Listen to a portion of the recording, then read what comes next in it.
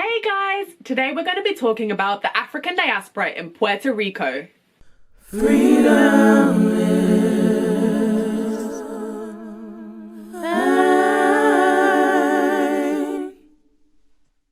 There are no exact statistics on the size of the Afro-Puerto Rican population today, but estimates put the Afro-descendant community at between 22 and 65% of the general population, which could be anywhere from 700,000 to over 2 million people. The region with the highest concentration of Afro-Puerto Ricans is Loíza, a coastal town 20 minutes drive from the capital, San Juan.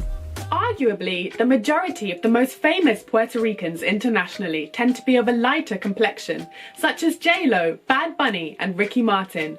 However, the reality is that Puerto Ricans are a very ethnically diverse population of mixed indigenous, European and African ancestry.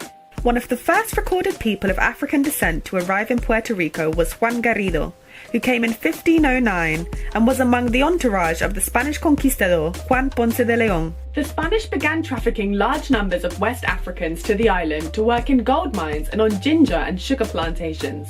In 1664, the Spanish created an edict offering land to free Africans in non-Spanish colonies, including modern-day Jamaica and Haiti.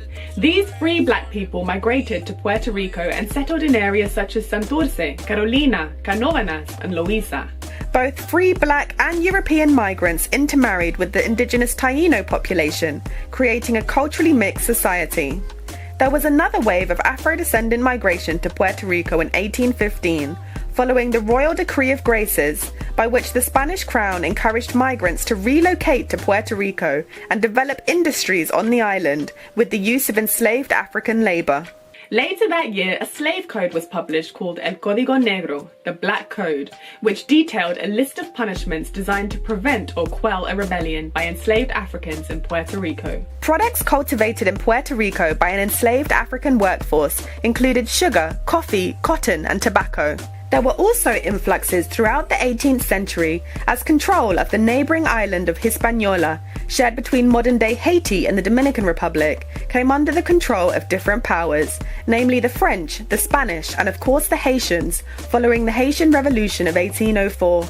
Political instability on the island triggered migration to Puerto Rico, including black and Afro-descendant settlers.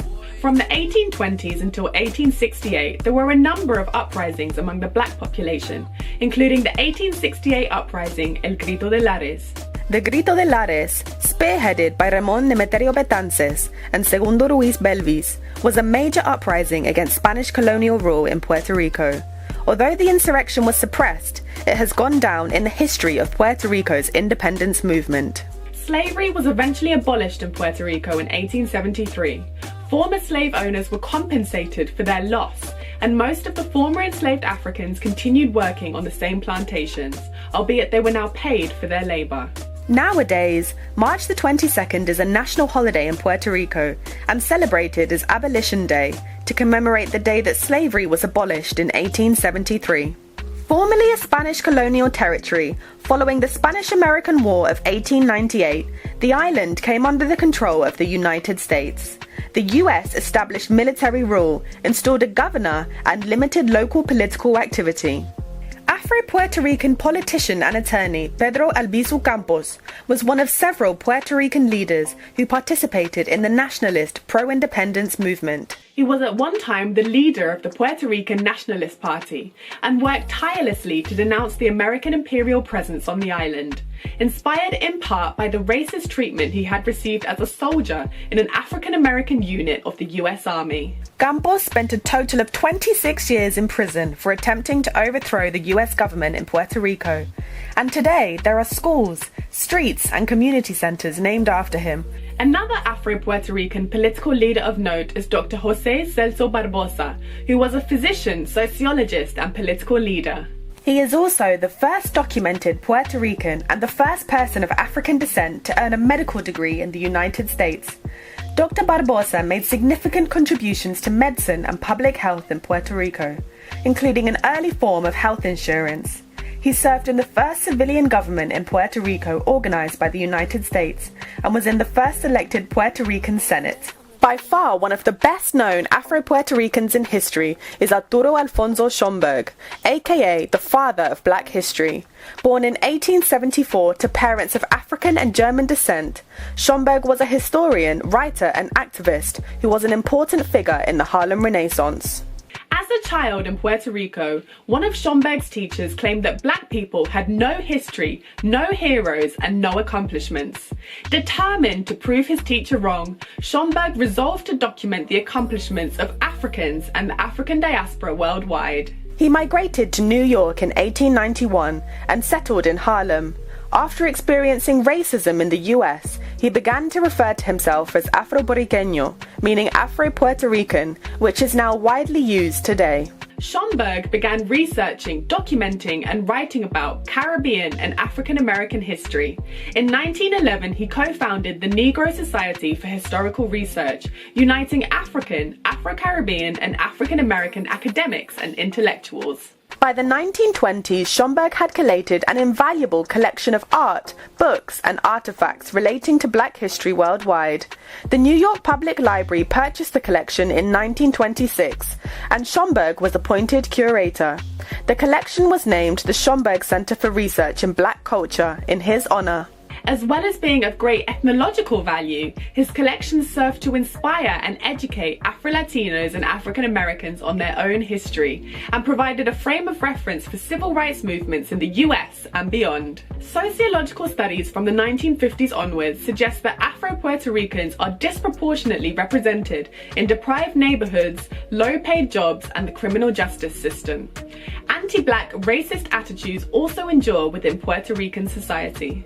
One high-profile example made the headlines in 2017 when 11-year-old schoolgirl Alma Yariela Cruz fought against bullies who were hurling racist abuse at her, only for the principal of the school to have her arrested and subsequently expelled.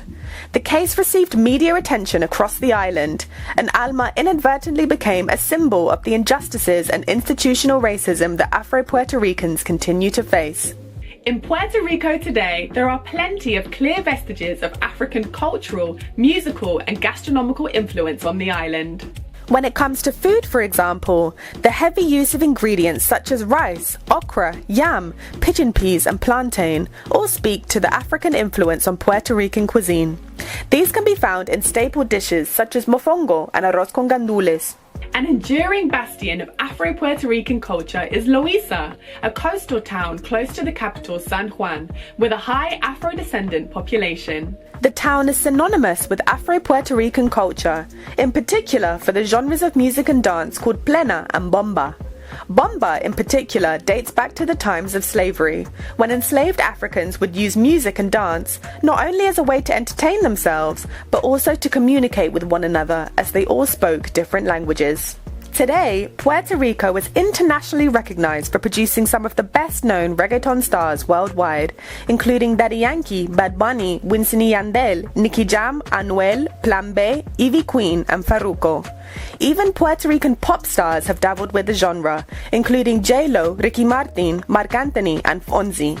While these artists' light skin has majorly factored into what has made them palatable to an international commercial market, Black and Afro-descendant Puerto Ricans were some of the earlier pioneers of the genre, back when reggaeton was still considered subversive and was stigmatized. Artists such as Tego Calderón, Don Omar, Glory, and the legendary Dominican production duo Looney Tunes are just some of the many Black artists that pioneered the genre before it went mainstream. As Dr. Petra Rivera Rideau points out, while reggaeton heavily samples from hip-hop, reggae and dancehall, which are traditionally Black genres, it is white and light-skinned artists who are privileged and prioritized to perform it.